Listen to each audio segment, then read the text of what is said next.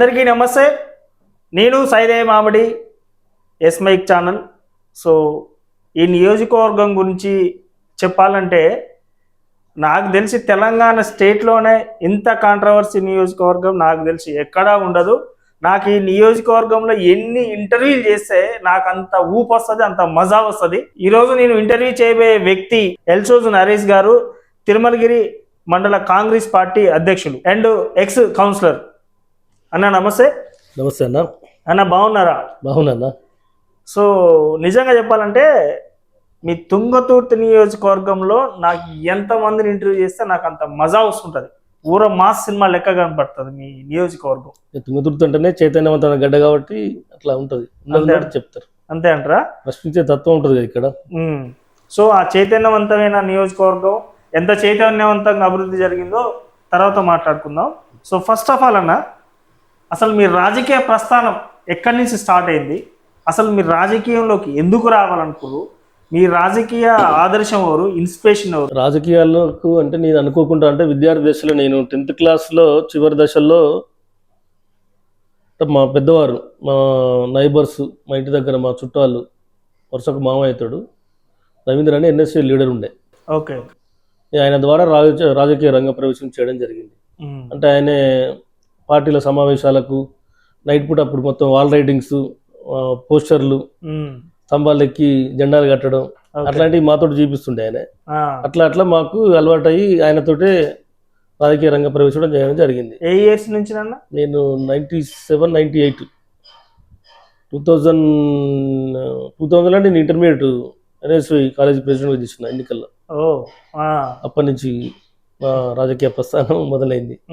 వారు డిగ్రీ అప్పుడు నాకు సీనియర్ ఉండే, ఆయన ఏది చెప్తే నేను ఆయన కింద అనుచరులు లెక్క. సో అంటే మీ రాజకీయ ప్రస్థానం స్టార్ట్ అయింది ఏ పార్టీ నుంచేనా? కాంగ్రెస్, ఎన్ఎస్వి. నేను అప్పటి నుంచి కాంగ్రెస్. ఎన్ఎస్వి మధ్యలో ఏ పార్టీలు మారలేదన్నా మీరు? అసలు ఏ పార్టీ? టీడీపీ కానీ, బీఆర్ఎస్ కానీ, ఇంకేవే బీజేపీ పార్టీ, ఏ పార్టీ కూడా ఏది లేదు. తెలంగాణ ఉద్యమ సమయంలో జేఎస్ లో పనిచేసినాం ఎన్ఎస్వి నుండి. ఎన్ఎస్వి రాష్ట్ర కార్యదర్శిగా ఉంటే అప్పుడు ఉస్మానియా యూనివర్సిటీలో విద్యార్థుల మీద దాడి జరిగితే నేను ఆ రోజు ఆ చర్యను ఖండిస్తూ ఆ రాష్ట్ర పదవికి నేను రాజీనామా చేసిన అప్పట్లో. పెద్ద త్యాగమే చేసిరు. ఇంకా అసలు మీ రాజకీయం మీరు స్టార్ట్ అయిన కాంచి ఇప్పటి వరకు మీరు చేసిన రాజకీయ పదవులు ఏంటి, మీరు చేసిన ప్రజా సేవలు ఏంటి, ప్రజాప్రతినిధులు కానీ అండ్ పార్టీ పరంగా కానీ మీరు చేసిన పదవులు ఏంటి? పార్టీ పరంగా అంటే నేను ఎన్ఎస్ఐ ఇంటర్మీడియట్ ప్రెసిడెంట్ చేసిన, డిగ్రీ కాలేజ్ ప్రెసిడెంట్ చేసిన, అప్పుడు విలేజ్ ప్రెసిడెంట్ కూడా ఉండే. విలేజ్ ప్రెసిడెంట్ చేసిన, యూత్ కాంగ్రెస్ సెక్రటరీ చేసిన, తర్వాత కాంగ్రెస్లో మండల వర్కింగ్ ప్రెసిడెంట్గా చేసిన, తర్వాత మండల అధ్యక్షునిగా చేసిన, 2019లో కౌన్సిలర్గా ఎన్నికైనా. ప్రతిపక్షంలో అప్పుడు పార్టీ బలహీన ఉన్నా కూడా పార్టీని నిలబెట్టాలనే ఉద్దేశంతో అప్పుడు నిలబడతానికి కోరని సమయంలో నేను పార్టీ బలమైన బీఆర్ఎస్ బలమైన ఉన్నటువంటి చోట నిలబడి నేను గెలవడం జరిగింది. ప్రజలందరూ కూడా నన్ను పార్టీలకు అతీతంగా ఆదరించారు. కౌన్సిలర్గా బ్రహ్మాండమైన మేయర్తో గెలిపించారు. ఎవరు ఊహించలేదు అసలు. ఒక 8 రోజుల ప్రచారం ఉంటే 6 రోజులు అప్పుడు ఉన్నటువంటి ఎమ్మెల్యే కిషోర్ గారు నా వార్డులోనే తిరిగిండు. అంతేనా? అయినా కూడా నన్ను ప్రజలు మంచి వ్యక్తి, సేవ చేసే గుణం ఉన్నది, పార్టీలకు అతీతంగా ఆదరించారు. నేను కూడా అదే రీతిలో వాళ్ళ ఆలోచన విధానాలకు అనుగుణంగా నేను పనిచేసిన. ఆ పనిచేసినందుకు నా విరమణ అయితే ప్రజలే నన్ను వాళ్ళు తలా 50 వేసుకుని వాళ్ళే నాకు పట్టాభిషేకం చేసిరు. మొన్న భారీ సన్మానం పెట్టి నువ్వు చాలా బాగా చేసినావు, ఇలాంటి ప్రజాప్రతినిధులే ఈ సమాజానికి అవసరం అని చెప్పేసి వాళ్ళందరూ కూడా ఒక్కొక్కరుగా మాట్లాడి చాలా సంతోషం అనిపించింది. జీవితంలో అసలు అంటే అందరూ ప్రజాప్రతినిధి అయిపోతే ఇది మంచి పోయిన అనుకుంటారు, కానీ నన్ను మాత్రం రివర్స్ గా వాళ్ళే తల 150 వేసుకొని పిలిచి నేను ఊహించలే అసలు. అంత బ్రహ్మాండంగా చేసి చాలా గొప్ప విషయం. ఫస్ట్ టైం చాలా గొప్ప విషయం. నేను కౌన్సిలర్ గా ఎన్నికైన కొద్ది రోజులకు కరోనా వచ్చింది. కరోనా స్టార్ట్ అయింది. కరోనా రావడంతో మళ్ళీ నా వార్డులోనే అక్కడనే అప్పుడు మసీదు ఉండే, ఢిల్లీకి సమావేశాలు పోయించినటువంటి వ్యక్తి అక్కడ ఆల్ట్ చేయడం, అక్కడి నుంచే అది స్టార్ట్ అయింది అన్నట్టు. కేంద్ర బిందువు అయిపోయింది ఆ ప్రాంతం. దాన్ని రెడ్ జోన్ చేసిరు. రెడ్ జోన్ చేస్తే ఏముంది, అక్కడికి కూరగాయలు కానీ అసలు మంచినీళ్ళు ఇయ్యాలి కానీ ఒకరినొకరు మాట్లాడుకోవడం కానీ చాలా నిర్బంధమైనటువంటి వ్యవస్థ. ఆ సమయంలో నాకు బాగా అనిపించింది, అంటే మనం ఇలాంటి సమయంలో కదా ప్రజానాయకుడిగా మనం సర్వీస్ చేయాలని చెప్పేసి నేను వాళ్ళకు నా చేతనంత మేరకు అప్పుడు బయటికి వెళ్ళే పరిస్థితి లేదు, చేతులు మనం ఆర్థికంగా ఉండడం కూడా కాదు. అయినా కూడా నేను అక్కడ ఇక్కడ తెచ్చుకొచ్చి చాలా మందికి నేను అక్కడ వాళ్ళకు దరదాపు ఒక 4 రోజులకు సరుకులు కూడా ఇవ్వడం జరిగింది. ఇది క్వారంటైన్ అయిన కుటుంబాలకు వాళ్ళు ఒక 30 రోజుల దాకా బయటికి రావద్దు కాదు. వాళ్ళ 30 రోజుల వరకు బయటికి వెళ్ళకుండా ఏం కావాలో వాళ్ళందరికీ అన్ని ఇచ్చిన 30 కుటుంబాలు. గ్రేట్. అట్లా చేస్తుంటే ఏమైందంటే సేవ చేస్తున్నా అని చెప్పేసి మిగతా వాళ్ళు కూడా నరేష్ చేస్తున్నా అని చెప్పేసి నాకు ఎక్కువ ఫోన్లు వచ్చినాయి. అంటే మనకు గుణం ఉంది కానీ మనకు చేయడానికి మన దగ్గర ఆర్థిక స్తోమత లేదు. ఇక కొంత అప్పు కూడా చేయడం జరిగింది. ఇక లోకల్తో పాటు మళ్ళా మన వేరే వారి నుంచి వచ్చే వాళ్ళు కూడా ఒరిస్సా, బీహార్ అట్లా ఈ బాటసార్లకు కూడా నేను ఇక అందరు నాకే ఫోన్లు ఇట్లా పోతురు, కొంతమంది ఆకలితో నడబడిస్తారు అని చెప్పేసి నేను బాటసార్లకు కూడా భోజనాలు. ఒకసారి అయితే అనుకోకుండా మున్సిపల్ ఆఫీస్ దగ్గర ఒక ఆమె బాగా సొమ్మసిల్లిపి అడ్డమడిపోయారు. నాకు ఫోన్ వచ్చింది. ఫోన్ వస్తే నేను వెంటనే పోయినా. చూస్తే పాపం వాళ్ళు ఎక్కడి నుంచి సిద్దిపేట నుంచి నడుచుకుంటూ వస్తున్నారు. కాళ్ళకు బొగ్గలు వచ్చినాయి. నాకు ఆ క్షణం అసలు వాళ్ళు నీరసం గురు. మీరు ఇంటికి పోయినా నేను అన్నాన్ని తిందాం అనుకుంటున్నా. ఇక ఇంటికి పోయి ఎమ్మటి నా అన్నం తీసుకొచ్చిన బాక్స్ లో వాళ్ళు తినాలనుకున్నాను. వాళ్ళకి ఫస్ట్ మీరు భోజనం చేయండి అని చెప్పిన. భోజనం చేసుకుంటుంటేనే వాళ్ళకు కన్నీళ్లు కారుతున్నాయి ఆ ప్లేట్లో. ఇక నేను ఎక్కడి నుంచి వస్తున్నారు అని కొంచెం వాకప్ చేసిన. సిద్దిపేట నుంచి నడుచుకుంటూ వస్తున్నాను. ఆడ క్యాంప్ ఉండే ఎత్తేసిరు. ఇక ఆడ ఎత్తేసరికి వాళ్ళకి గత్యంతరం లేదు, వాళ్ళు విజయవాడ పోవాలి. ఇక ఇట్లా వస్తున్నాం ఈ సంగతి ఇది ఇది అనుకుంటూ చెప్పుకుంటా చివరిలో ఆమె నేను గర్భవతిని అని చెప్పింది. అయ్యో, నాకు అసలు చాలా బాగా అనిపించింది. నువ్వు తృప్తిగా అన్నం తినమ్మా, నీ అన్నం అయిపోయే లోపల నీ వాహనం సమకూర్చి నేను విజయవాడ చేకూర్చే బాధ్యత నాది. మన తెలంగాణ కాదు కాదు అని నేను చెప్పిన. ఆమె అన్నం పూర్తి అయ్యేసరికి నేను కారు నా సొంత ఖర్చులతో మాట్లాడి అక్కడ ఉన్నటువంటి కోదాడ చెక్ పోస్టులతో మాట్లాడి అధికారితో మాట్లాడి పర్మిషన్ తీసుకొని కారు ఇచ్చి వాళ్ళకి విజయవాడ పంపిన. సూపర్ సూపర్ అన్న నిజంగా. ఎందుకంటే కొందరు ఓట్ల కోసమే చేస్తారు. నాకు విజయవాడలో మన తెలంగాణ రాష్ట్రము చాలా మందికి అట్లా పాఠశాలకు చాలా చేసాం. సో నా ముఖ్యంగా ఒక విషయం మీకు చెప్పాలనుకుంటున్నానా, నేను ఏదున్నా ముక్కుసిటిగా మాట్లాడతా, అర్థమవుతుందా? అండ్ గట్టిగా మాట్లాడితే వీడోడరా బాబు, వీడు నాకు వ్యతిరేకమైన పార్టీ నుంచి వచ్చింది అయింది వీడు అనేటట్టుగా నీకు అవుతుంది. బట్ అయినా కూడా నేను అడిగేస్తాను కూడా ముక్కు సమాధానం చెప్తా, బరాబర్ అడిగేస్తానా.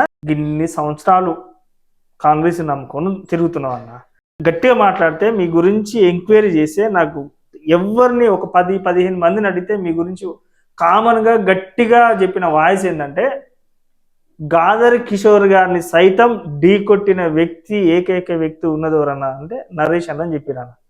అంత తలబడి పోరాటం చేసి ఈరోజు తుంగతుర్తి నియోజకవర్గంలో కాంగ్రెస్ జెండా ఎగిరేసి ఇచ్చింది. మరి ఏందన్నా ఇప్పుడు మీరు ఎవరు వెనకాల ఎవరు తిరుగుతున్నారు, ఎవరు వెనకాల ఎవరు ఉంటున్నారు? అంటే నేను మొదటి నుంచి కూడా ఒక కమిట్మెంట్ ఉంటా. అంటే పార్టీలో ఉన్నా కాబట్టి పార్టీ ఆదేశానుసారమే క్రమశిక్షణతో పనిచేసినటువంటి వ్యక్తి. ఓకే.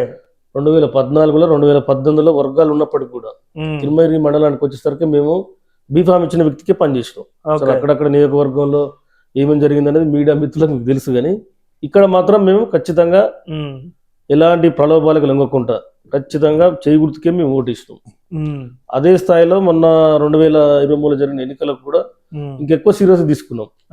ఈసారి కనుక బీఆర్ఎస్ ప్రభుత్వం కానీ ఇప్పుడు స్థానిక అప్పుడున్నటువంటి ఎమ్మెల్యే కిషోర్ వస్తే ఇంకా ఆగడాలు పెరిగేటువంటి అవకాశం ఉంటాయి. మనం ఇక్కడ స్వేచ్ఛగా జీవించే అవకాశం ఉంటుంది. మన మీద దాడులు పెరిగిపోతాయి. మనం ఇంచుమించుగా అంటే మేము పారిపోయే పరిస్థితికి వచ్చింది. అప్పటికే మా మీద కేసులు అయినాయి, రౌడీ చుట్టూ ఓపెన్ చేసిరు, మమ్మల్ని మానసిక వేధింపులకు, మేము ఎవరైనా ఆర్థికంగా అప్పులు తీసుకుంటే వాళ్ళతో ఒత్తిడి చేయడం, ఇక అసలు ఇక మామూలుగా కాదు ప్రెషర్. ఒకనొక దశలో సరిగ్గా నిద్రపోలేటువంటి పరిస్థితి మాది. ఆస్తులు అమ్ముకున్నాం. ఇవన్నీ చాలా ఆర్థికంగా కానీ అన్నిట్లో దిగజారిపోయినాం ఇక. ఓకే. ఇప్పుడు మరి ముఖ్యంగా చూసుకున్నట్లయితే ఇప్పుడు మీ తుంగతుర్తి నియోజకవర్గంలో వర్గ కాంగ్రెస్ పార్టీ నడుస్తుంది. కొత్త కాంగ్రెస్ పార్టీ, పాత కాంగ్రెస్ పార్టీ. గట్టిగా మాట్లాడితే దామోదర్ రెడ్డి గారు వర్గం వేరే ఉంది, ఇప్పుడు ఉన్న ప్రజెంట్ ఎమ్మెల్యే మందుల సామేలు గారి వర్గం వేరే ఉంది అంటారు. సో మన నరేష్ అన్న ఏ వర్గం అన్నా, ఏ కాంగ్రెస్ పార్టీ? నేను కాంగ్రెస్ పార్టీ వర్గం. నాకు వేరే వ్యక్తి, నేను వ్యవస్థకు పనిచేస్తా కానీ వ్యక్తులకు పనిచేయను. ఏందన్నా మళ్ళీ ఒకసారి చెప్పు. నేను కాంగ్రెస్ పార్టీ సిద్ధాంతాలను ఆకర్షితున్నాయి పార్టీలకు వచ్చిన నేను కాంగ్రెస్ పార్టీ సిద్ధాంతాల మేరకే చేస్తా, కాంగ్రెస్ పార్టీ సిద్ధాంతాలను ఆచరిస్తా. నాకు ఈ వ్యవస్థ ముఖ్యం, నాకు వ్యక్తులు ముఖ్యం కాదు. కాకుండా ఏంటంటే మేము 2023లో కాంగ్రెస్ పార్టీ బీఫామ్ ఇచ్చిన వ్యక్తిని కష్టపడి గెలిపించుకున్నాం. ఆనాడు నాకు నడవలేనటువంటి పరిస్థితి అయినా కూడా నేను స్టాండ్ పట్టుకొని నడుచుకుంటూ ఇక్కడ 10,000 లీడ్ వస్తాను ఎక్స్పెక్ట్ చేస్తున్నారు బీఆర్ఎస్ పార్టీ. అయినా కూడా ఇక్కడ నేనే 6,500 మెజార్టీ ఇచ్చిన. ఆ స్థాయిలో మా ఎమ్మెల్యే గారి మీద కొట్లాడతాం. గెలిపించుకున్నాం అన్నా మేము మాకు మమ్మల్ని కాపాడుతున్న బాధ్యత మీ ముందని చెప్పేసి వారి మీద కొట్లాడతాం. కానీ క్రమశిక్షణ తప్పి మేము పార్టీకి వ్యతిరేక కార్యక్రమాలకు మా దగ్గర లేవు, చేయం కూడా. అంటే ఇప్పుడు మీరు 10 సంవత్సరాలు బీఆర్ఎస్ గవర్నమెంట్ ఉన్నప్పుడు నిజంగా చెప్పాలంటే ఇట్స్ నాట్ ఏ జోక్. అంటే స్థానికంగా ఇక్కడ ఎమ్మెల్యే మండలాలు వేరు, మా మండలం ఢీ కొట్టడం అంటే నాకు తెలుసు. మీది కేజీఎఫ్ సినిమాలో బంగారం గనితో మీ కాడ ఇసుక గనులంతా. ఇక ఎట్లా అంటే పాలిచ్చే బర్రెంతో మీ తుంగతుర్తి నియోజకవర్గం. పాలిచ్చే బర్రెకేమో పిండుకున్నందుకు పిండిన పాలు, ఇక్కడేమో తోడుకున్నందుకు తోడుకున్నాను తీసుకు ఎవడు అధికారంలో ఉంటే వాడు దళిత బంధు స్కీమ్ కూడా అసలు కొల్లల డబ్బు.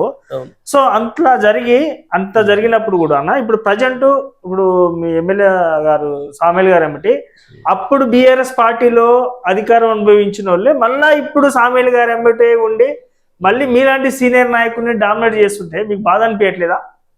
అంటే బాధ అంటే సరే కొన్ని వ్యక్తిగత విషయాల కోసం అతను మేము ఏదున్నా కూడా నేనైతే ఎమ్మెల్యే గారు నా విషయాలకు వచ్చినప్పుడు ప్రతిదీ సూటిగానే ప్రశ్నిస్తూ వారిని అన్న పరిస్థితులు ఇట్లున్నాయి, దీన్ని ఇట్లా చేసుకోవాలి, లేకపోతే ఇట్లా డ్యామేజ్ అవుతుంది పార్టీ కార్యకర్తని ప్రతిదీ నేను. ఎందుకంటే నాకు నష్టం జరిగిన పర్లేదు కానీ పార్టీ కార్యకర్తకు పార్టీకి నేను నష్టం జరగనియను.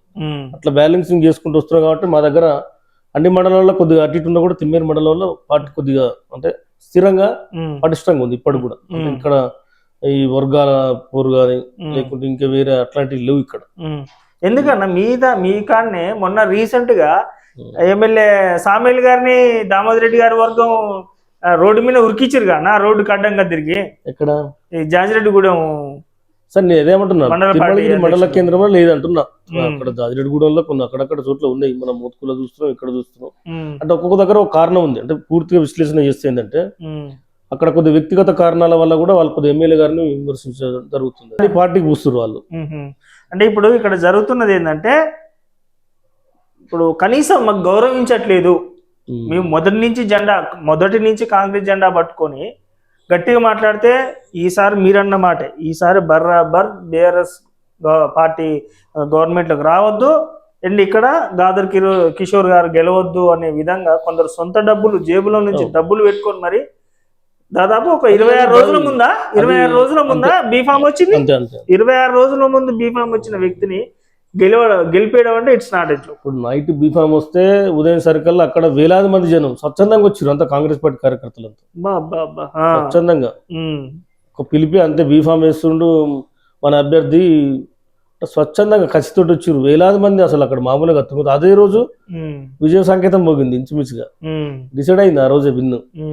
మరి ఎందుకన్నా మరి ఇప్పుడు మందుల సామేల్ గారు బీఆర్ఎస్ పార్టీలో ఉన్న వాళ్ళని వాళ్ళ పాత బెల్ట్ని మొత్తం ఎందుకు చేర్పించుకొని వాళ్ళకే ఎందుకు ప్రాధాన్యత? మనము చూసేటువంటి కోణాన్ని బట్టి కూడా ఉంటుంది. అంటే ఇప్పుడు రాజకీయ ఈక్వేషన్ లో ఎట్లుంటది అంటే ఇప్పుడు కావాలని కొంతమంది వ్యతిరేకించినప్పుడు సార్ నాకంటూ రాజకీయ కోణంలో ఆలోచించాలి, నాకంటూ అక్కడ ఒక సమూహం ఉండాలనే కోణంలో కొంతమంది అంటే ఇంకోటి పార్టీని మరింత బలోపేతం దిశలో కూడా అప్పుడు ఎంపీ ఎలక్షన్ల ముందు ఎమ్మెల్యే గారు అప్పుడు 50,000 మేట వచ్చింది ఎమ్మెల్యేలు. అప్పుడు ఎంపీ వచ్చేసరికి 70,000 వచ్చింది. 70,000 అంటే మరి కొంత ఇతర పార్టీల వాళ్ళని పార్టీలో చేర్చుకుంటున్నాయి కదా, పార్టీ మరింత బలోపేతమైంది. వారు ఆ ప్రయత్నంలో కొంతమంది తీసుకోవడం జరిగింది. దాన్ని కొంచెం వేరే రీతిలో ఆలోచించుకొని కొన్ని వాళ్ళకి అక్కడ పడక ఎక్కువ బీఆర్ఎస్ వాళ్ళనే. ఇప్పుడు రాజకీయంలో ఎట్లుంటదంటే ఎవరు ఎక్కువ ముందు చొచ్చుకోపోతారో వాళ్ళకే ప్రియారిటీ కొద్దిగా ఉంటుంది, రెగ్యులర్ గా తిరిగి ఇట్లుంటది. కానీ ఆలోచన చేస్తుంది పార్టీ కూడా అట్లే చేర్చుకోవడం వరకు ఓకే మీరు అన్న పాయింట్కి వస్తాను. అంటే ఇప్పుడు వాళ్ళు వచ్చి తిరుగుతుంటే నెట్టేయలేడు కదా ఎమ్మెల్యే గారు. ఇప్పుడు ఎమ్మెల్యే గారు ఎక్కడ పోతే వాళ్ళ అభిమానం ఉందని చెప్పేసి ఇప్పుడు వేరే మండలంలో పోతే కొంతమంది వేరే మండలంలో ఎమ్మెల్యే గారు వద్దంటారు, మీ కారు డీజిల్ ఎందుకు ఖర్చు పెట్టుకుంటారు, మీ పని ఎందుకు వృధా చేసుకుంటారు, నేను ఈ మండలం వచ్చినప్పుడు ఈ మండలం వాళ్ళు ఉంటారు, అనవసరంగా మీరు టైం వేస్ట్ చేసుకోకండి, నాకు ఈ హంగులు ఆరుబాటలు వద్దని చెప్తారు ఆయనే. నేను స్వయంగా చూస్తా కదా వారిని, వద్దని చెప్తారు. కావాలని కొంతమంది ఏంటంటే రాజకీయంగా నేను ఎక్కువ ఎమ్మెల్యే గారితో పక్కన ఉన్నాను బయట పబ్లిసిటీ కోసం వాళ్ళు వస్తుంటారు.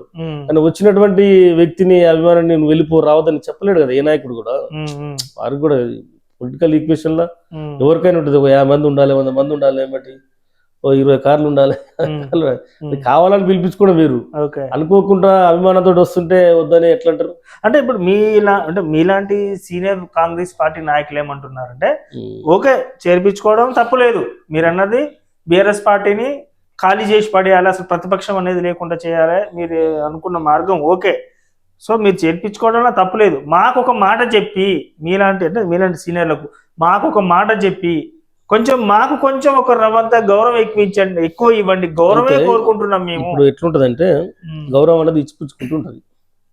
ఇప్పుడు కార్యకర్తగా నువ్వు నాయకుని గౌరవిస్తే నాయకుడుగా కార్యకర్తగా గౌరవిస్తాడు. ఇప్పుడు ఎక్కడైతే ఆ గౌరవం లోపించిందంటే అక్కడ ఆ ఇచ్చిపుచ్చుకునే విధానంలో తేడా ఉంది.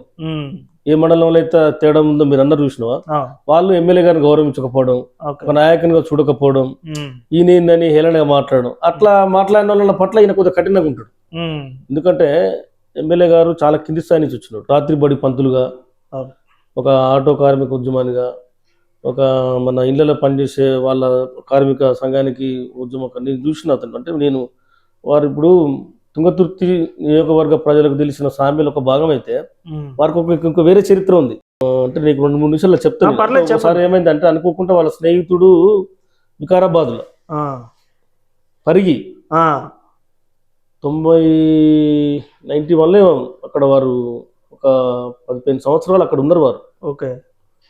మేము అనుకోకుండా వారు ఏమంటే వెళ్ళినాం, మేము వాళ్ళ స్నేహితుడు వాళ్ళ మ్యారేజ్ కొడుకు బిడ్డదేదో పోయినాం. పోయిన తర్వాత వాళ్ళు ఎట్లా వస్తున్నావు కదా, పాత స్నేహితులు అందరూ కలుస్తారు కదా, అక్కడ 10 నిమిషాలు అక్కడ కలుస్తారు, కలుద్దాం అని చెప్పేసి వాళ్ళంతా వచ్చిర్రు అక్కడికి. మేము మధ్యాహ్నం భోజనం చేసినాం, సాయంత్రం 1ంటికి ఛాయ్కి పోయినాం. ఎమ్మెల్యే గారు మాట్లాడుతున్నారు, నేను సీట్ను మందలిచ్చిన ఉత్తనే. అక్కడ పోయిన తర్వాత చాలామంది అన్న బాగున్నావా అని పాత ముచ్చట్లు చెప్తున్నారు. నేను పక్కనే వింటున్నా, అన్న అప్పుడు ఇట్లా చేసినావు అన్న, ఎట్లా ఉందా, అట్లా ఇట్లా మన సీట్ ఇట్లుండన్నా, మనకి ఇట్లా అయిందన్న అంటే ఒక 20-30 ఇయర్స్ బ్యాక్ గత చరిత్రను వాళ్ళు స్మరించుకుంటారు.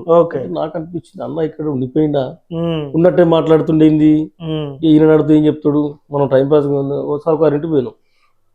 పోతే వాళ్ళ ఇల్లు చూస్తే పెద్ద ఇల్లు, అసలు మామూలు ఇల్లు కాదు, అది పెద్ద మార్వాడి సిటీల్లో వాళ్ళ ఇంటికి పోయాను. వాళ్ళ కొడుకుని చిన్నగా నేను వాకప్ చేసిన. సామెలన్నకు అసలు ఈ పరిగికి ఏం సంబంధం, అసలు ఏంది, ఆ సీటు అంత పెద్ద ఇల్లు కట్టుకుని నేను ముందు కూర్చోవాలంటే భయపడుతుండే ఆయన, కూర్చుంటే లేడు సరిగ్గా. అసలు ఇది ఒక సినిమా స్టోరీ, కూర్చోలేకపోతుండే భయపడుకోలేకపోతుండు. ఏందమ్మా నేను అడిగితే గతంలో వారు అక్కడ పరిగిలో ఒక 20 ఇయర్స్ వారు పనిచేసినారు. ఒక విప్లవ నాయకునిగా నక్సలైట్ భావాలకు అనుకూలంగా ఉంటూ విప్లవ నాయకునిగా పనిచేసుకుంటూ వారు ఒక బుల్లెట్ రాజుద్దు బండి మీద రెడ్ టవాల్ వేసుకుని మంచి షూ వేసుకొని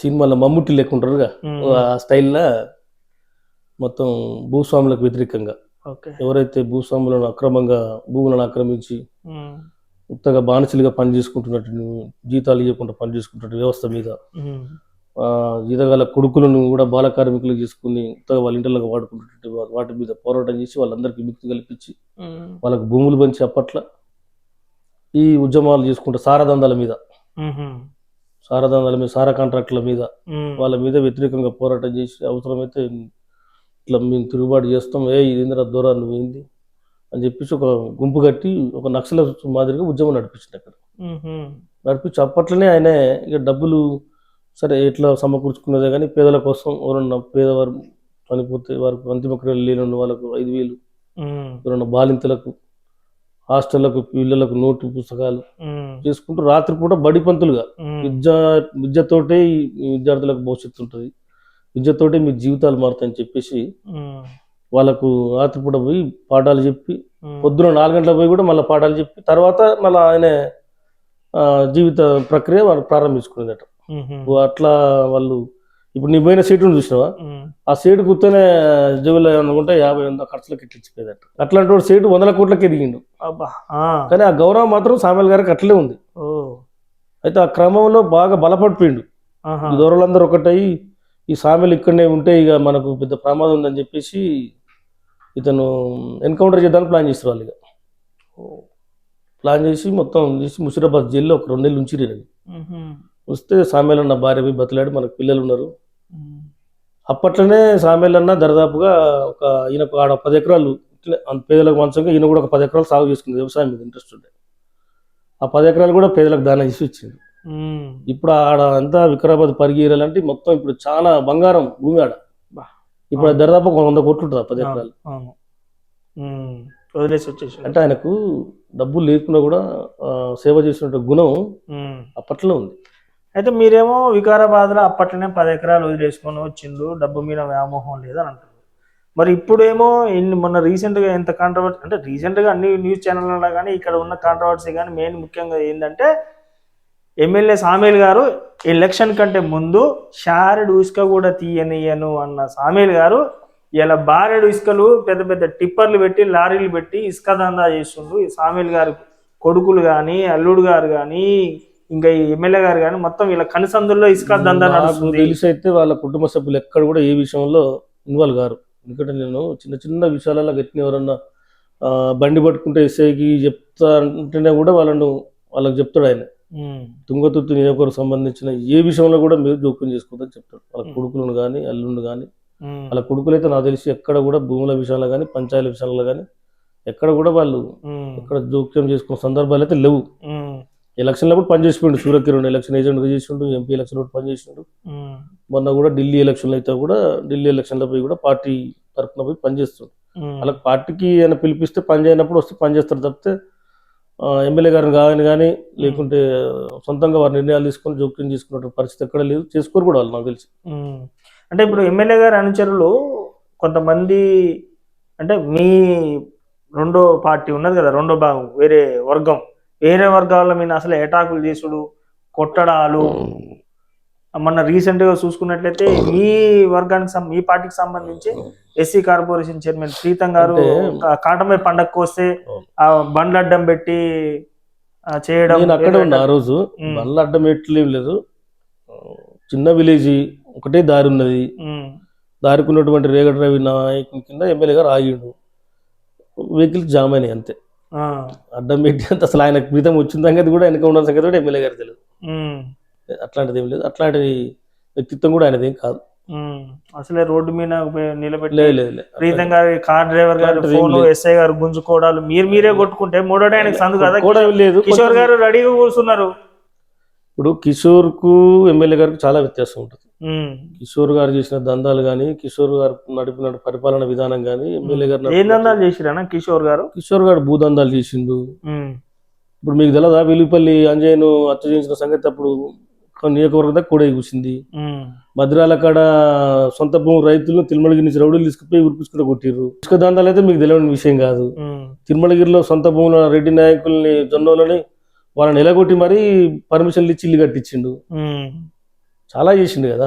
ఆయన ఎమ్మెల్యే గారు ఏం చేసింది చెప్పండి? ఎమ్మెల్యే గారు చేస్తున్నటువంటి పని వారానికి 6 రోజులు నియోజకవర్గంలో తిరగడం, కలుమిషం లేదు ఆయనకు. ఏ చిన్న కార్యకర్త కూడా ఆయనకి ఏదో ప్రోటోకాల్, గ్రామ శాఖ అధ్యక్షుని కానీ రావద్దు, మండల శాఖ అధ్యక్షుని కానీ రావద్దు. అర్ధరాత్రి ఫోన్ చేసి కూడా అన్న అంటే బట్టే ఫోన్ చేసి తమ్మి అంటాడు. అంటే ఇప్పుడు మీరు అన్నది కరెక్టే అన్న, గ్రామ శాఖ రావద్దనంటే మండల పార్టీ రావద్దనట్లే. కానీ వేరే పార్టీ నుంచి వచ్చిన వాళ్ళకి పదవులు ఎట్లా ఇస్తున్నా వెంటనే? ఎవరికి మండల పార్టీలు ఎట్లా ఇస్తున్నారు? ఇంతకుముందు పాత 9 మండలాలే ఉన్నాయి, మన దగ్గర ఏం మార్చలే. పార్టీ మార్చడం అంటే దానికి ఒక సిస్టమ్ ఉంటుంది. ఆ సిస్టాన్ని ఎమ్మెల్యే గారు జోక్యం చేసుకోవడం నాకు తెలుసు. ఎందుకంటే కాంగ్రెస్ పార్టీలో స్వేచ్ఛ ఎక్కువ ఉంటుంది, కానీ అదే స్థాయిలో క్రమశిక్షణ కూడా ఉంటుంది. సిస్టమ్ కూడా అట్లే ఉంటుంది. పార్టీలో ఏమైనా పదవి మండల స్థాయిలో పదవి తీయాలంటే జిల్లా అధ్యక్షుడు తీయాలి. నిజం చెప్పన్నా, మీరు ఒక సీనియర్ నాయకులు, మీరు చాలా ఆనెస్ట్ గా మాట్లాడుతున్నారు. నేను సూటి ఒక క్వశ్చన్ అడుగుతున్నా, మీరు పక్కా దీనికి నిజమే చెప్పాలి. నిజమే చెప్తాను, అబద్ధం చెప్పొద్దు, నిజం చెప్పాలి. తుంగతుర్తి నియోజకవర్గంలో దామోదర్ రెడ్డి గారి వర్గం, మందుల సామేల్ గారి వర్గం నడుస్తుందా నడవట్లేదు? అంటే అది ప్రచారం నడుస్తుంది, వర్గాలైన అని చెప్పి ప్రచారం. ఒకటి స్పష్టంగా నేను ఒక కార్యకర్తగా నేను దాదాపు ఒక ఎమ్మెల్యే ఎలక్షన్ 4 చూసిన. నేను ఎంపీటీసీలు, సర్పంచ్లు, వార్డు చాలా చూసిన. నాకు అనుభవం ఉన్న నా అనుభూతి చెప్తున్నా. ఎంత కొట్టుకున్నా ఎలక్షన్ వేస్తేవరకే కాంగ్రెస్ వాళ్ళు ఒకటి అవుతారు. ఓకే, ఈ అన్ని తాత్కాలిక గొడవలు అనేది. సర్పంచ్లు, ఎంపీటీసీలు, జడ్పీలు వచ్చేసరికి కాంగ్రెస్ పార్టీ అభ్యర్థిని గెలిపించడమే ఎజెండా, ఉమ్, కాంగ్రెస్ పార్టీ జెండాను నిలబెట్టడం ఎజెండాగా పనిచేస్తాడు కార్యకర్త, ఉమ్. నిజమైన కార్యకర్త. ఇక అట్లా పనిచేయలేదంటే అడుగు నిజమైన కార్యకర్త కాదన్నట్లే. అంటే రేపు స్థానిక ఎలక్షన్ లో సరే మీరన్న మా మాటకే నేను వచ్చేస్తానా, మీ దారిలోనే నేను మాట్లాడతా. రేపు వచ్చే స్థానిక ఎలక్షన్ లో సీనియర్ మొదటి నుంచి ఉన్న కాంగ్రెస్ కార్యకర్తలకు టికెట్లు ఇస్తారా, ఇట్లా మధ్యలో బీఆర్ఎస్ పార్టీ నుంచి వచ్చిన వాళ్ళకి టికెట్లు అంటే ఇస్తారా? పార్టీ ఏం చెప్తుందంటే ఉమ్, పిసిసి కానీ గౌరవ ముఖ్యమంత్రి కానీ ఉమ్, 10-15 సంవత్సరాల నుంచి ఇక్కడ అధికారం లేదు పార్టీని నమ్ముకొని వాళ్ళు సరే ఎవరు లేనప్పుడు కూడా పోటీ చేసి ఓడిపోవచ్చు. అప్పుడు అవును, పార్టీని నిలబడడం కోసం పార్టీని బలోపేతం చేసి కృషి చేశారు కాబట్టి వాళ్ళు మొదటి ప్రియారిటీ, మొదటి నుంచి కష్టపడి చేసిన వాళ్ళకే మొదటి ప్రియారిటీలు అని చెప్పేసి పార్టీ చెప్తా ఉంది. ఉమ్, ఎమ్మెల్యే గారు కూడా దానికే మొదటి ప్రాధాన్యత ఇస్తాడని అనుకుంటున్నా. ఉమ్, మేము కూడా ఇవ్వాలని చెప్పినాం. ఉమ్. ఖచ్చితంగా ఆయన కూడా మొదటి నుంచి కష్టపడే వాళ్ళకి ప్రియారిటీ ఇస్తాం. వింటాడా అన్న మీ ఎమ్మెల్యే గారు మీ మాట? మొదటి నుంచి కష్టపడే వాళ్ళు టికెట్లు ఏమంటే వింటాడా? వినిపిస్తాం మరి వినిపిస్తాం. ఇప్పుడు ఇప్పుడే వినట్లే కన్నా, ఇప్పుడు మీ మాట వినకుండా కొత్త వాళ్ళని తెచ్చుకుంటుంది కదా. అట్లేం లేదు. అంటే పార్టీని బలోపేతం చేయడానికి కొత్త వాళ్ళ చేరిక కానీ అంటే రేపు టికెట్ల విషయంలో కూడా వాళ్ళు బలంగా ఉన్నారు మీరు ఆగురా అంటాడు. అలా అట్లే ఉండదు, అట్లే ఉండదు. నమ్మకం ఉందా? అందరిని సమన్వయపరుస్తాడు. అతన్ని గెలిపించిన కార్యకర్తను అతన్ని గెలిపించుకునే దిశగా అతని ఏజెండా పెట్టుకుని పనిచేస్తాడు. నాకెందుకో నాకెన్నో నా ఎడం కన్నా ఎడగొడుతుంది తెలుసా. లేదు మీరు వారిని గెలిపించింది ఎవరు? కాంగ్రెస్ పార్టీ కార్యకర్త. అవును, కాంగ్రెస్ పార్టీని గెలిపించాల్సిన బాధ్యత ఎవరిది? ఎమ్మెల్యే గారిది. అవును, అవునా కదా? ఆ ఎజెండాగా పనిచేస్తాడు ఎమ్మెల్యే గారు. ఆయనకు వేరే ఎజెండా లేదు. ఇక కాంగ్రెస్ పార్టీని కాంగ్రెస్ పార్టీ కార్యకర్తను గెలిపించడమే మందుల సామేల్ గారి ఎజెండా. అన్న మందుల సామేల్ గారు ఎమ్మెల్యేగా నిలబడ్డప్పుడు బిఆర్ఎస్ పార్టీకి సంబంధించిన వాళ్ళు కొందరు ఆయన గెలిస్తే ఒక పక్క గుండు కొట్టించుకొని తిరుగుతా, మందుల సామేలు గెలిస్తే గుండు కొట్టించుకొని సగం గుండు కొట్టించుకొని తిరుగుతా అన్నట్టు ఆయన తీసుకొచ్చి ఇలా సంకనెక్కించుకొని తిరుగుతుంది. అంటే ఏం బలపరుస్తున్నారు మీరు? వీక్ అంటే ఇక్కడ సంకేతం ఏంటంటే బీఆర్ఎస్ పార్టీలో అంత ఛాలెంజ్ చేసిన వాళ్ళే కాంగ్రెస్ పార్టీ సిద్ధాంతాలకు ఆకర్షితులేరు, మా వైపు తిరుగుతున్నారు. కాబట్టి ఇక మిగతా ఎవరైనా ఉంటే కూడా చదువుకోర్ర బాబు అనే సంకేతం పంపించడానికి అతను అట్లా చేసుకుండు. ఇప్పుడు ఇంతగా అరగుండు కొట్టిరా ఆయన కొట్టలేదా మీరు? ఎవరికి ఛాలెంజ్ ఇక అతను ఇట్లా ఈ కణం కప్పుకున్నట్టునే కొట్టుకున్నట్టు గుండు వద్దు గుండు మాఫీ. ఇప్పుడు అంత ఛాలెంజ్ చేసినప్పుడు అట్లే ఉండాలి కదా, అంత ఛాలెంజ్ చేసినప్పుడు అట్లా ఉండాలి కదా. ఏముంది 4 రోజులపై కళ్ళు మూసుకుంటే మళ్ళా అట్లాంటి వాళ్ళు కూడా ప్రజలు కూడా స్వీకరించరుగా. అట్లాంటి నాయకులు అట్లే చూస్తారు ప్రజలు కూడా. రేపు ఎలక్షన్ నిలబడితే వాళ్ళని కూడా అట్లా వలసదారుల లెక్కన చూస్తారు తప్పితే ప్రజానాయకుల లెక్క ప్రజలు స్వీకరించరు. ఇప్పుడు ఒక ఎలక్షన్ లో మామూలుగా రాజకీయ నాయకులు వేరు, ప్రజాక్షేత్రంలో నిలబడి గెలిచిన నాయకులు వేరు. తేడా ఉంటది. రాజకీయాలలో తేడా ఉంటది. అందరు రాజకీయం చేస్తారు. ఒక 30-40 ఏళ్ళ నుంచి కూడా నిలబడిన నాయకులు ఉంటారు. మండల పార్టీ ఆ పార్టీ అని రాజకీయపరమైన పార్టీలు పదవులు ఉంటాయి, కానీ ప్రజాక్షేత్రంలో పదవులు ఉండవు. కానీ ఎప్పుడైతే రాజకీయ నాయకుడు ప్రజాక్షేత్రంలోకి వెళ్ళి ప్రజానాయకుడు గెలుస్తాడు అప్పుడే ఆయన సంపూర్ణమైనటువంటి నాయకుడు అవుతాడు. ఎస్ అన్న, ఇప్పుడు మీరు 20 సంవత్సరాల మీరు కాంగ్రెస్ లో ఉండబట్టి 25 సంవత్సరాలు టిఆర్ఎస్ పార్టీ అధికారంలో ఉండి ఇక్కడ స్థానికంగా గాదర్ కిషోర్ గారు ఎమ్మెల్యేగా ఉన్నా కూడా మీరు కాంగ్రెస్లోనే ఉండి కౌన్సిలర్గా గెలిచిరు కదా. మీరు పార్టీ మారండి, బీఆర్ఎస్లోకి రండి, మీకు ఆఫర్లు కానీ ప్రలోభాలు కానీ బెదిరింపులు ఏమైనా వచ్చినాయన్నా? వచ్చినాయి.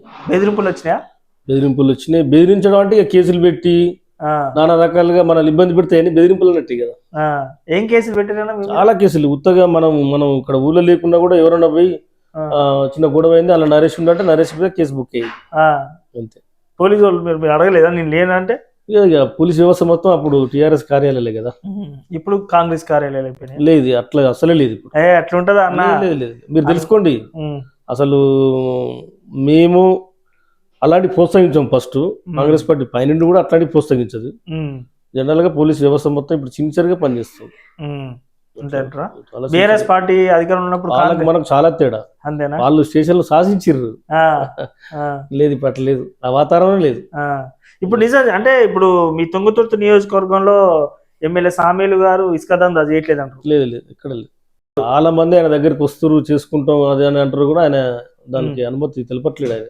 మరి లారీలు పోతున్నాయి కన్నా ఎక్కడికి పోతుంది? ఇప్పుడు అక్కడ మనం సిల్టు ఉన్నది కదా అరపిల్ దగ్గర, అది పర్మిషన్ ఎప్పటి నుంచి ఉంది కాబట్టి అది అక్కడ అంతే. అది అంతేనా?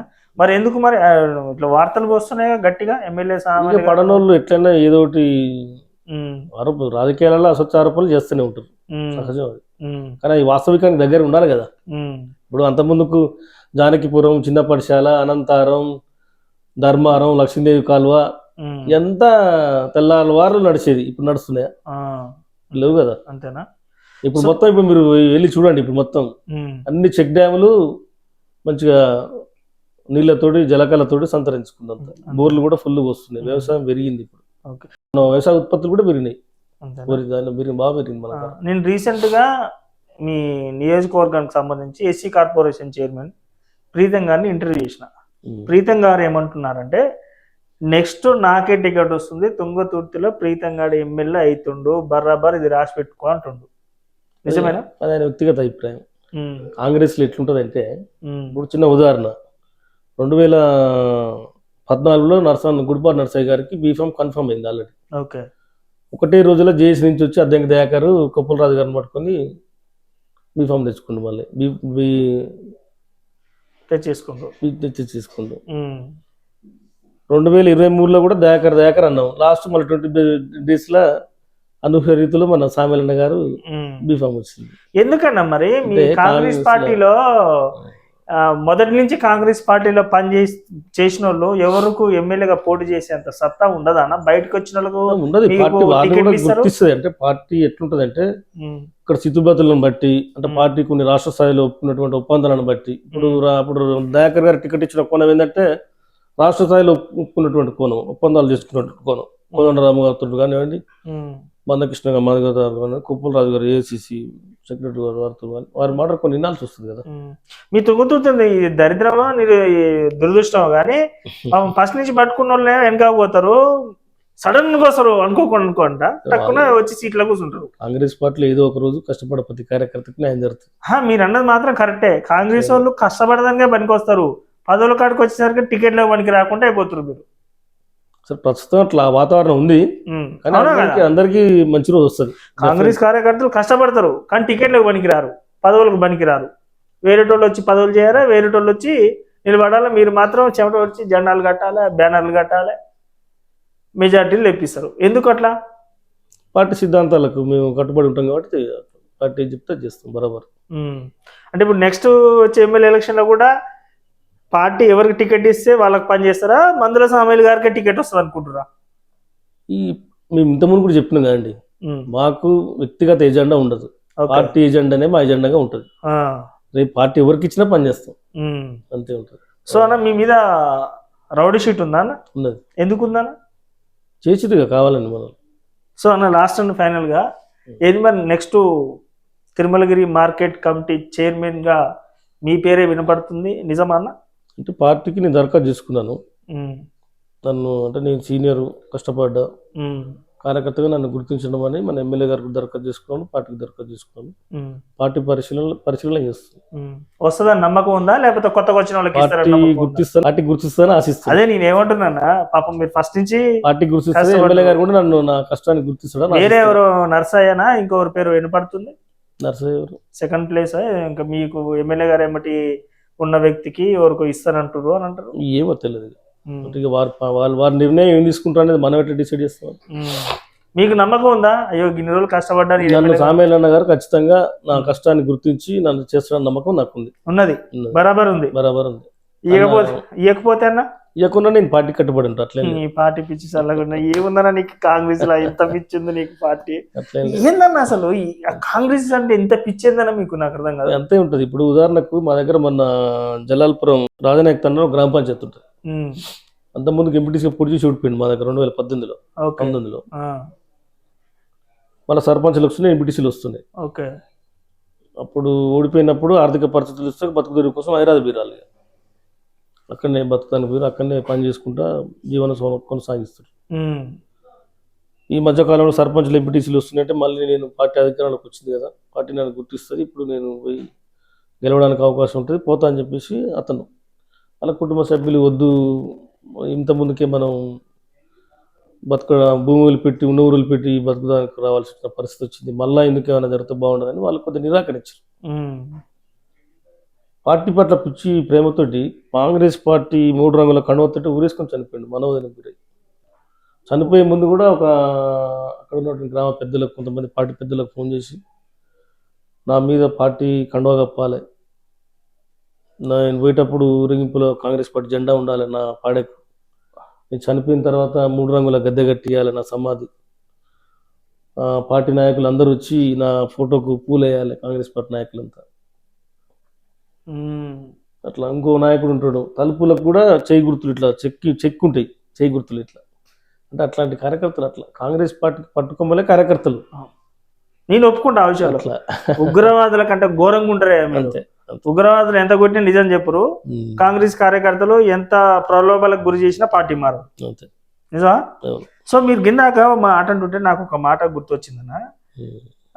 తుంగతుర్తి నియోజకవర్గం అంటే ఊర్లలోకి ఎంటర్ అవుతుంటే కొన్ని ఊర్లలో సమాధులు ఎక్కువ కనపడతాయి మీ కాన్స్టిట్యున్సీలో. అంటే ఇక్కడ కమ్యూనిస్టులకు అంత గొడవలు అయ్యి ఎక్కువ చంపేసుకుంటూనే ఉంటుంది రాజకీయం అంటే.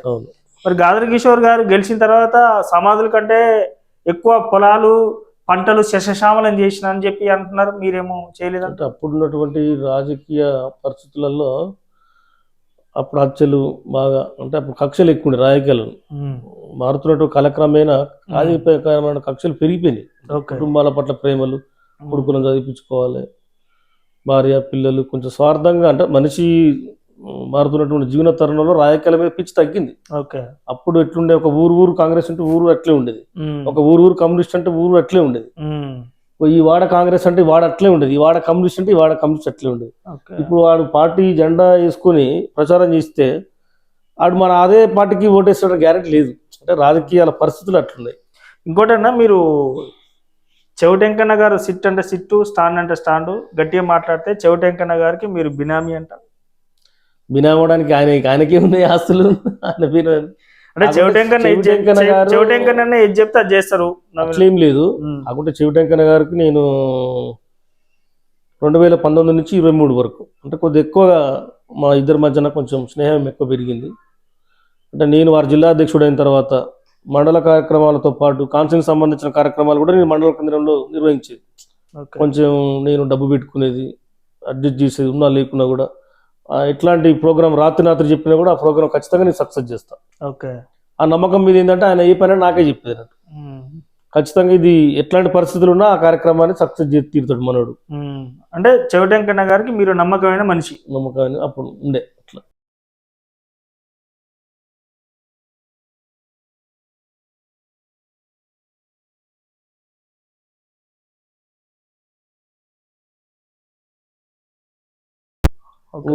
దాదాపు 4,000 కిలోమీటర్లు ఉంటుంది.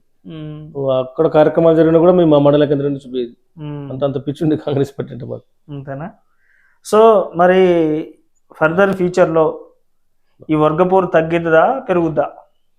తగ్గుతుంది. స్థానిక ఎలక్షన్లు అయిపోయిన తర్వాత తగ్గుతాటుంది. స్థానిక ఎలక్షన్లు అప్పుడే తగ్గుతుంది. అందరు ఒక తాటి మీకు వస్తారు, ఒకటే ఎజెండాగా పనిచేస్తారు, కాంగ్రెస్ పార్టీ గెలిపే లక్ష్యంగా పనిచేస్తారని ఆశిస్తున్నారు. అసలు కొందరు ఏమంటారు అంటే స్థానిక ఎలక్షన్లకు కాంగ్రెస్ వాళ్ళు 2 వర్గాలు, ఇప్పుడు ఉన్న వర్గాలే వాళ్ళే కొట్టుకుని వాళ్ళే మర్డర్ చేసుకునేటట్టు ఉన్నారు. గత పరిస్థితుల్లో ఒకసారి మనం నెవరు వేసుకుంటే 2014 కానీ 2019 కానీ అప్పుడు కూడా అద్దంకి దయాకర్ గారిని వర్గం అని, దామోదర్ గారి వర్గం అని, ఇంకా నానా రకాల వర్గం అని రానియకపోవడం అనేది ఉండేది. కానీ దయాకర్ గారు 1200-1500 పోయేది. అంటే దాని అర్థం ఏంది? ఎలక్షన్లు వచ్చేసరికి కాంగ్రెస్ పార్టీ కార్యకర్త అవతల వ్యక్తి మీద కోపం ఉన్నా కూడా చేకూర్తికి ఓటేస్తాడు. అంతేనా? అది మనకు చరిత్ర ఆధారంగా చెప్తుంది కదా. ఇప్పటికి ఎలక్షన్ పెట్టినా కూడా కాంగ్రెస్ పార్టీ చిత్తు ఓడిపోతుంది రాష్ట్రంలో, బీఆర్ఎస్ పార్టీ బంపర్ మెజారిటీతో గవర్నమెంట్ ఫామ్ చేస్తుంది అని అంటున్నారు. ప్రజలు తిరగబడ్డారు, ప్రజలు మోసపోయారు, ప్రజలు గ్రహించారు. ఏ పార్టీ అయినా బీజేపీ పార్టీ కూడా అంటుంది మళ్ళీ ఇప్పుడు ఎన్నికలు వస్తే మా బీజేపీ రాష్ట్ర ప్రభుత్వం ఏర్పాటు చేస్తుంది, గ్రామాలలో అన్ని సర్పంచ్లు బీజేపీ గెలిస్తే ఇప్పుడు గెలిస్తా అంటుంది. సాధ్యమైందా? ఇప్పుడు బీఆర్ఎస్ ఇప్పుడు ఏం చేస్తుందంటే కాంగ్రెస్ ప్రజలు నమ్ముకుంది, బీఆర్ఎస్ పార్టీ పబ్లిసిటీ నమ్ముకుంది. మొత్తం పేడ్ ఆర్టికల్స్ పెట్టి ఉన్నది లేనట్టుగా ఉన్నట్టుగా సృష్టించి ఏదో అయిపోయింది, మొత్తం కాంగ్రెస్ పని అయిపోయింది, అంత ప్రజలంతా బీఆర్ఎస్ వైపు ఉన్నారు అని చెప్పేసి ఒక క్రియేటివిటీ నడుస్తుంది. ప్రజలు నమ్ముకోలేదు, కంప్లీట్ గా ప్రచార మాధ్యమాలే నమ్ముకోరు. కాంగ్రెస్ పార్టీ పూర్తిగా ప్రజలను నమ్ముకుంది, ప్రజలకు విశ్వాసం ఉంది కాంగ్రెస్ పార్టీ పట్ల. నెమ్మదిగా ఒక్కొక్కటి నెరవేరుస్తారు వీళ్ళు. ఎందుకంటే చూస్తున్నారు కదా 2 లక్షలు. ఇప్పుడు కేసీఆర్ గారు రుణమాఫీ అన్నాడు, 10 సంవత్సరాలు చేయలేకపోయాడు. కానీ కాంగ్రెస్ పార్టీ వచ్చిన సంవత్సరం లోపలనే తర్వాత 80% పూర్తయింది, కొద్దిగా టెక్నికల్ విషయాలు 20% కాలేదు. ఓకేనా. లాస్ట్ ఫైనల్ ఒకటే క్వశ్చన్, మీ కాంగ్రెస్ జెండా కప్పుకొని మీ కాంగ్రెస్ టికెట్ మీద గెలిచిన ఎమ్మెల్సీ తీర్మానం మల్లన్న ఈరోజు బీసీ గణన చేపట్టి రెడ్ల పాలన అయిపోయింది. కాంగ్రెస్ వచ్చిన తర్వాత బీసీలో మనం ఏకం కావాలి, ఓట్లు మన సీట్లు కావాలయా? రేవంత్ రెడ్డి గారు లాస్ట్ ముఖ్యమంత్రి, నెక్స్ట్ మనం బీసీలో సీట్లు ఎక్కాలంటారు. సో ఒక బీసీ వ్యక్తిగా మీరేమంటే చిన్మార్ మల్లన్న గారు ఒక బీసీ వ్యక్తిగా బీసీల హక్కుల కోసం కొట్లాడడం సబబే. ఓకే, అది 100% కరెక్టే. కానీ ఒక పార్టీలో ఉన్నప్పుడు దానికి కొన్ని పరిధులు ఉంటాయి.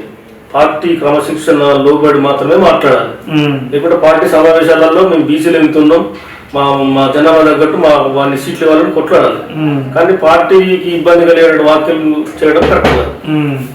మీ పార్టీకి సంబంధించి సీనియర్ నాయకులన్న జానారెడ్డి గారి జిస్టు బొమ్మ దగ్న చేసిరంటే కాంగ్రెస్ జెండా భుజాన్ని వేసుకొని కాంగ్రెస్ ఇచ్చిన టికెట్ మీద గెలిచి ఒక సీనియర్ నాయకుడు జానారెడ్డి గారు ఆయన జిస్టు బొమ్మ దగ్గర పెట్టి మీకన్నా కేసీఆర్ చేసిన సర్వే నయం, కేసీఆర్ నయం అని అంటున్నారు. మరి ఎవరున్నారు? తిరిగారు వాళ్ళన్నా.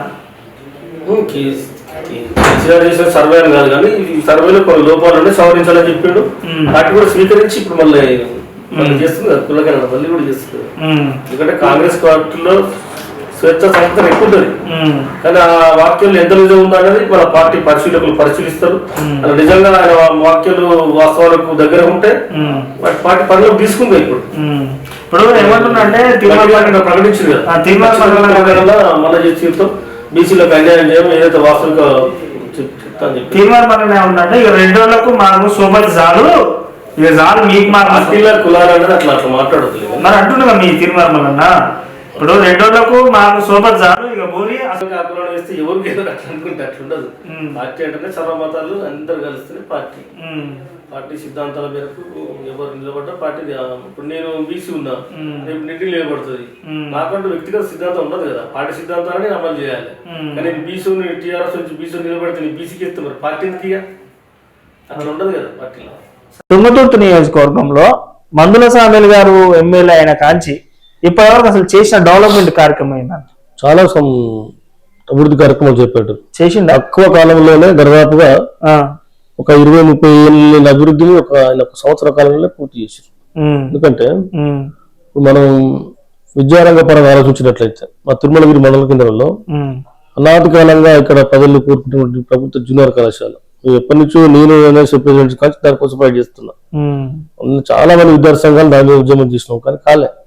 సామేలైన అనాది కాలంలోనే దాన్ని జీవో తీసుకొచ్చి కళాశాల తొందరగా ప్రారంభించి ఇప్పుడు ఆ కళాశాల తరగతి రోజు పడై నడుస్తున్నది. అది త్వరలో బిల్డింగ్ కూడా దానికి మంజూరు కావచ్చు, రెగ్యులర్ గా షాప్ కూడా మంజూరు అవుతుంది. తర్వాత మా తొండ గ్రామంలో 300 కోట్లతో ఇంటిగ్రేటెడ్ పాఠశాల, తుంగతుర్తిలో ఐటీఐ కళాశాల, అడగూడులో ఐటీఐ కళాశాల, మధురాల కాడ కూడా డిగ్రీ కాలేజ్ ప్రపోజ్ చేస్తున్నారు. ఇట్లా చాలా మనం మోత్కూరు పాలిటెక్నిక్ కళాశాల, మోత్కూరు కాలేజీ హాస్టల్, చాలా పాఠశాలలకు పారు గోడలు, అక్కడ ఉన్న మౌలిక సదుపాయాలు చాలా స్కూళ్ళకు లేకుండా అంతకుముందు. ఇప్పుడు చూడండి ఒకసారి చాలా స్కూళ్ళల్లో పారు గోడలు, లాట్రిన్ బాత్రూమ్ చాలా వరకు 70% పూర్తయినాయి. మీకు బిక్కేరు వాగులో దాదాపు ఒక 10 చెక్ డ్యామ్లు, ఆ 10 చెక్ డ్యామ్ల వల్ల ఎంత గ్రౌండ్ వాటర్ పెరిగి వ్యవసాయదారులకు ఉపయోగపడుతుందంటే చాలా పెద్ద ఎత్తున ఉపయోగపడుతుంది. అసీబ్రవర్ కాలువ అది పెండింగ్ లో ప్రాజెక్ట్, అది కూడా పెద్ద. ఇప్పుడు కిషోర్ గారు ఉన్నప్పుడు ఏం డెవలప్మెంట్ చేయలేదన్న ఇక్కడ? ఏం డెవలప్మెంట్ చేసింది? ఇప్పుడు రోడ్లు ఉన్నాయి మా దగ్గర తిరుమల మండలంలో 4 తండాలు ఉండే, మరికూడ తండా అని, కోకేనాయక్ తండా అని, రాజనాయక్ తండా అని, ఓల తండా అని, వాడికి రవాణా సౌకర్యం లేకుండే. మరి ఆయన 10 సంవత్సరాలు చేయలేదు, ఇలా వచ్చిన 6 నెలలకే చేసిండు. మరి తేడా ఉన్నట్టే కదా. ఇప్పుడు తిమ్మాపురం నుంచి సంఘం వరకు రోడ్డు ఎంత అధ్వానంగా ఉంటుంది, అది మందుల సామేల్ గారు మొదలు చేసింది కదా. అడగూడు నుంచి అటు శాలిగారం పనాయకుంట వరకు డబుల్ రోడ్డు, చాలా గ్రామాలను కలిపి లింక్ రోడ్లు అన్ని కూడా చేసి ఎంతో ప్రయాణానికి చాలా సులువైన రోడ్డు మార్గాలను కూడా దాదాపు 1300-1400 కోట్లు ఈ వర్గపోరు ఒకటి ఉందంటారు. దానికంటే ముఖ్యంగా అసలు ఎమ్మెల్యే అంటే కార్యకర్త లెక్క ఆయన చూపిస్తుండ్రు. నేను ఎమ్మెల్యేని కాదు, నేను కూడా మీలో కార్యకర్తగా పొద్దున్న లేస్తే వారానికి 6 రోజులు కాన్స్టిట్యూన్సీలో తిరుగుతాడు. కాన్ఫరెన్స్ అవ్వాలి అంటే మళ్ళా కాన్ఫరెన్స్ మన నియోజకవర్గ సమస్యల మీద సెక్రటరీ ఉంటాడు. అసలు ఇంట్లో ఉండనే ఉన్నాడు ఆయన. ఆ వయసులో 65 సంవత్సరాల వయసులో దాదాపుగా 9-10 గంటలకు నియోజకవర్గానికి వచ్చి మళ్ళీ ఆయన ఇంటికి పోతారు 11-12 అవుతుంది. మళ్ళీ 9 గంటలకు నియోజకవర్గానికి వస్తూనే ఉంటాడు. మేము ఆశ్చర్యపోతాం, ఎట్లా సాధ్యమైందన్న ఇది నీతో తిరగాలంటే మాకే ఒకసారి అలసిపోవాల్సి వస్తుంది, వారానికి ఒక 2 రోజులైనా సెలవు తీసుకొని చెప్తుంటాం మేమే. అంటే అంత నిబద్ధతతో పనిచేస్తుండు. ఇంత తొందరగా అతని మీద అనవసరంగా సత్యాపనం చేయడం అది సబబుగా అని నా అభిప్రాయం. ఓకే అన్న, థ్యాంక్ యూ సో మచ్. మీరు మీ కష్టానికి ప్రతిఫలం దక్కాలని నేనైతే కోరుకుంటున్నాను. ఎందుకంటే ఫస్ట్ నుంచి పనిచేస్తారు కాబట్టి మీకు గుర్తింపు రావాలి. అదేందో మరి కొంచెం మీ నియోజకవర్గంలో అంతా తేడాగా ఉంది. So thank you so much అన్న, అండ్ ఆల్ ద బెస్ట్ అన్న. Thank you so much.